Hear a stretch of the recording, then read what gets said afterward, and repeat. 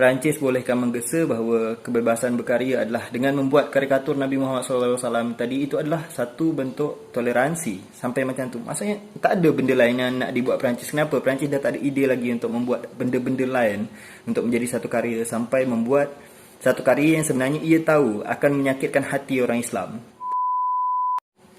Assalamualaikum warahmatullahi wabarakatuh. Kekawanan saudara mara semua, kita berjumpa lagi dengan channel Ashira Lover. Salam dari Melayu Kepulauan Riau, Indonesia. Video sekali ini lain dari video-video yang lain. Biasanya dekat channel ni kita akan bahas tentang Melayu ataupun tentang negara serumpun. Video sekali ini walaupun lain dari video-video yang lain, tapi juga berkaitan dengan apa yang terjadi dekat negara serumpun ni, terutama Indonesia, Malaysia, Singapura, Brunei. Video ni bercerita tentang apa yang terjadi dekat Perancis sekarang, yang biasa saudara tengok dekat berita ataupun artikel-artikel yang bercerita tentang keadaan Perancis sekarang.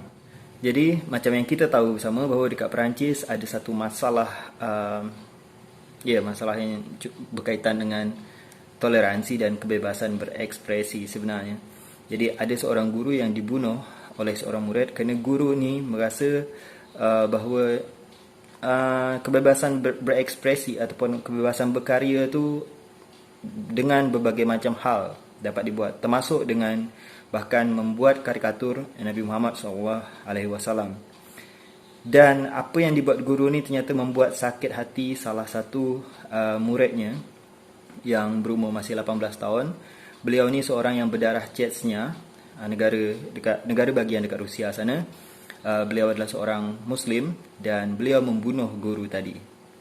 Masalah ini akhirnya terus berlanjut apabila Presiden Macron mengatakan bahawa memang membuat karikatur Nabi Muhammad SAW adalah salah satu bentuk kebebasan berekspresi itu.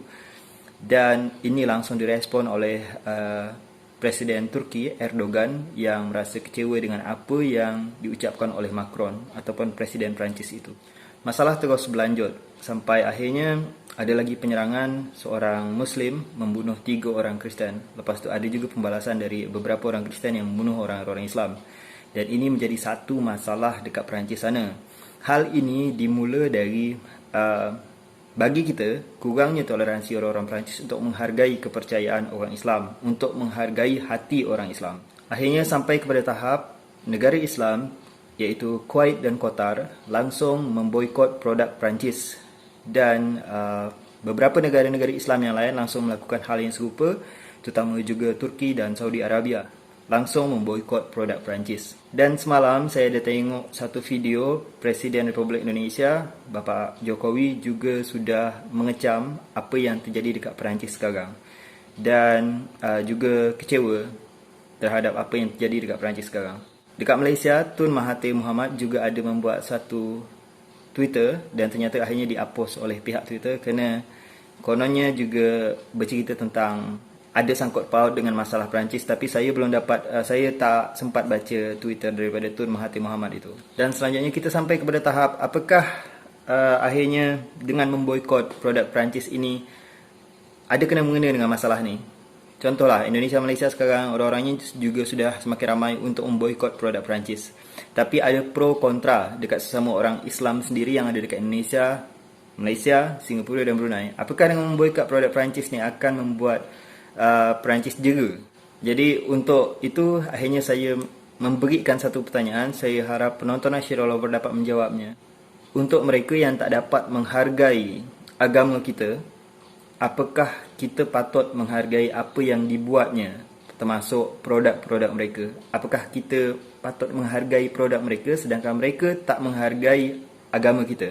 Yang kedua, apakah negara-negara Islam sekarang dekat seluruh dunia ramai-ramai akan menyerang Perancis dan menghancurkan negara Perancis? Tak. Negara Islam hanya membuat boikot. Beberapa negara Islam hanya membuat boikot kepada produk Perancis. Bagi saya, dengan memboikot produk Perancis memang tak ada langsung kena-mengena untuk menghancurkan Perancis ataupun menghancurkan ekonomi Perancis. Tapi dengan memboikot produk Perancis adalah satu efek domino. Maksudnya, negara-negara Islam akhirnya tak nak lagi membeli produk Perancis. Itu membuat beberapa perusahaan-perusahaan yang ada dekat Perancis sana akhirnya kurang pendapatannya.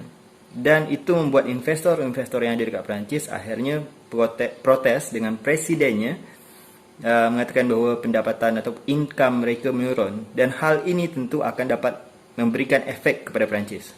Tapi dengan sibuknya beberapa negara untuk memboikot produk Perancis, ternyata masih ada orang-orang yang merasa bahawa memboikot produk Perancis adalah satu hal yang tidak bijak.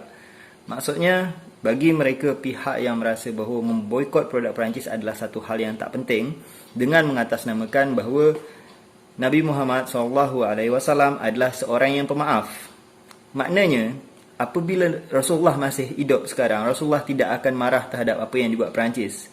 Dengan mengatakan bahawa memboikot sekarang, memboikot produk Perancis adalah satu hal yang sia-sia, yang tidak disukai oleh Nabi Muhammad SAW. Kata mereka gitu, kata mereka yang tak hendak memboikot produk Perancis. Terpulanglah kepada mereka semula. Bagi saya sangat percaya, saya sangat yakin bahawa Nabi Muhammad SAW memang adalah seorang yang pemaaf. Dan apabila Rasulullah memang, pada zaman Rasulullah, seandainya hal ini terjadi, Rasulullah pasti akan memaafkan. Saya yakin itu. Kerana saya ditanamkan dari kecil betapa mulianya Rasulullah SAW. Tapi masalahnya adalah kita sebagai umatnya yang memang mencintai beliau. Tak usahkan Nabi kita dihina, keluarga kita dihina je kita sakit hati. Ini kan pula Nabi kita sendiri dihina, lebihlah lagi kita sakit hati. Dan itulah sebenarnya yang dibuat oleh saudara-saudara Muslim kita yang lain untuk sementara ini tak hendak lagi beli produk Perancis. Bukan untuk selama-lamanya, untuk sementara ini apabila Presiden Macron dah minta maaf ataupun Perancis membuat semula satu kebijakan macam Perancis dulu-dulu yang tak merosak toleransi beragama dekat Perancis sana, kita akan beli lagi produk Perancis macam biasa. Cuma masalahnya sekarang ini adalah ini efek domino yang berterus. Kena Perancis bolehkan menggesa bahawa kebebasan berkarya adalah dengan membuat karikatur Nabi Muhammad SAW tadi, itu adalah satu bentuk toleransi. Sampai macam tu. Maksudnya tak ada benda lain yang nak dibuat Perancis. Kenapa? Perancis dah tak ada ide lagi untuk membuat benda-benda lain untuk menjadi satu karya, sampai membuat satu karya yang sebenarnya ia tahu akan menyakitkan hati orang Islam. Tapi Perancis tetap membelanya bahawa itu adalah satu bentuk kebebasan berkarya. Kebebasan berkarya lah. Cuma jangan lupakan juga dengan toleransi. Sebenarnya macam tu. Negara-negara yang mayoritas Islam, yang ada non-Islam dekat dalam negara-negara Islam ni, sebenarnya cukup menunjukkan toleransinya. Bahkan negara-negara lain yang juga adalah negara-negara yang bukan Islam, tapi ada orang Islam dekat negaranya, tak ada membuat macam apa yang dibuat Perancis pada hari ini. Dan Perancis pada hari ini, bagi saya memang sudah bukan lagi Perancis yang kita dapatkan dari buku sejarah tentang macam mana Perancis berjuang untuk revolusi kemerdekaannya, Napoleon berjuang melawan Raja Louis dan segala macam, dan macam mana Perancis berjuang untuk lepas dari kuasa Jerman pada Perang Dunia Kedua. Dan Perancis yang ada sekarang termasuk juga bukan lagi Perancis yang terbayang oleh orang-orang kita untuk didatangi, untuk dikunjungi dengan keadaan macam gini. Waktu Perancis kena serangan teroris beberapa tahun dulu, dekat WhatsApp, dekat Facebook, dekat Instagram, dekat YouTube pun, orang-orang Islam yang ada dekat Indonesia, Malaysia pakai bendera Perancis untuk menunjukkan toleransinya atau untuk memberikan semangat kepada Perancis. Itu tak ada kena-mengena sebenarnya. Indonesia, Malaysia untuk membela Perancis pada saat itu, untuk memberikan semangat kepada Perancis. Nun jauh di sini, Perancis di sana. Tapi bolehkan dekat WhatsApp saya tengok penuh bendera Perancis. Dekat Instagram saya tengok penuh bendera Perancis. Dekat Facebook penuh orang-orang menggantikan profilnya dengan bendera Perancis pada masa itu. Dan orang-orang Islam tidak membenci Perancis sebenarnya, cuma memberikan satu efek jera kepada presidennya dengan sekarang ini tidak membeli produk-produk Perancis, sehingga akan memberikan satu efek domino di mana investor-investor Perancis akhirnya akan protes kepada presidennya, dan ini tentunya berpengaruh kepada politik Perancis, dan itu harapan kita.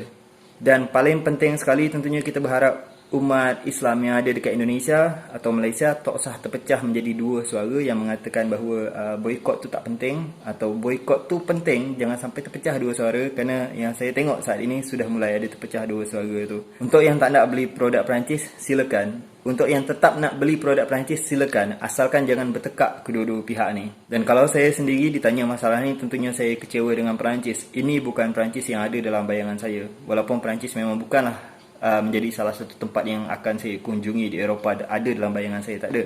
Satu-satunya negara yang ada dekat Eropah yang nak saya kunjungi, selalu saya cakap dalam video-video yang lain, adalah Bosnia, terutama dekat Sarajevo dan Srebrenica.